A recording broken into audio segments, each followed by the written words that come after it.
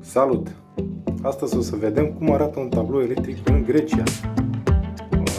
Dacă respectă normativele care sunt atât de invocate aici în România, să vedem dacă măcar grecii le respectă.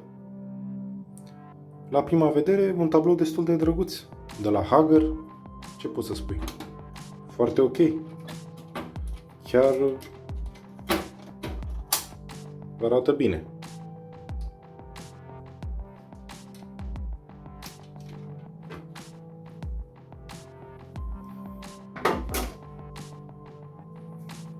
Bun. Acum ce avem în tablou? Păi, în tablou avem așa. 4 siguranțe automate, 5 și un diferențial. Și un LED de prezență-tensiune. Uitați, avem așa 40 de amperi. Diferențialul, mă rog, este tot la un curent de 40. O siguranță de 20 de amperi. Și dacă se vede, încă una de 16. De fapt, și încă două de 10. Sigur, curbă C, ca să nu mai existe nicio discuție. Diferențialul este de tip AC, de la ABB. Siguranțele sunt de la Creli, nu știu, Creli. Sunt frumos numerotate dacă știi limba greacă, fiecare ce face. Dar cel mai curios sunt eu cum arată în spatele acestui tablou situația. Cam așa arată. Bun. Ok. Acum să vedem. Deci ce avem noi aici? Ce avem noi aici? Alimentarea. Să vedem. Îmi vine, cred, și pe partea de sus și pe partea de jos. Da.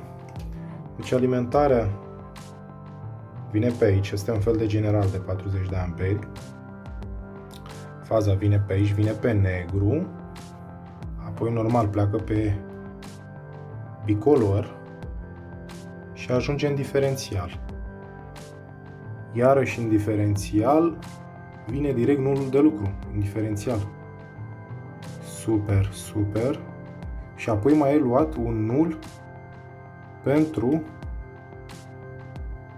LED-ul de prezență-tensiune. Desigur, un nul luat cu maro, cum se poate altfel. Și jos avem plecările. Băi, măcar aici oamenii au fost corecți, au plecat cu două fire de culoare roșie. Și pentru nul, unul duce în bara de nul, pentru că avem diferențial. Și unul duce într-o altă siguranță, care la rândul ei duce într-o altă siguranță. De fapt, aici siguranța a fost folosită un pic ca și o clemă de conexiune în partea de jos și alimentează acest controller. Acest controller ce face practic? Practic controlează o parte din instalația din cameră. Deci avem suportul pentru cardul de acces, da? Care ne cuplează tensiunea sau decuplează și mai sunt acolo probabil ceva senzori. Unul dintre ei cred că da. Avem senzor probabil de la geamuri, ceva de genul să oprească instalația atunci când deschizi geamul și ai AC-ul pornit. Interesant. Și apoi avem din acest controller ieșirile care trec prin siguranțe, desigur. Dar cel mai interesant este aici. Uitați aici ce avem. Deci avem să nu se supere nimeni. Avem albastru, maro, negru, bicolor. Da? Mai există ceva nelămuriri? Deci, le avem pe toate. Ceea ce e foarte bine. Bun, cam așa arată tabloul. Trebuie să recunosc că sunt impresionat. Uite, există și rezervă, cum exista înainte, lângă tablourile pe siguranțe fuzibile, exista o rezervă de asta, din care fiecare își calibra siguranța. Grecii în continuare folosesc această metodă, sau cine știe, pe post de întrerupător ceva. Cam așa arată acest tablou. Ce ziceți de acest tablou? Sigur, acest tablou este executat probabil de o firmă într-un hotel.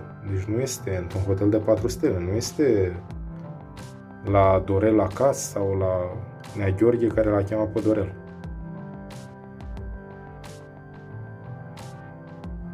Hai succes!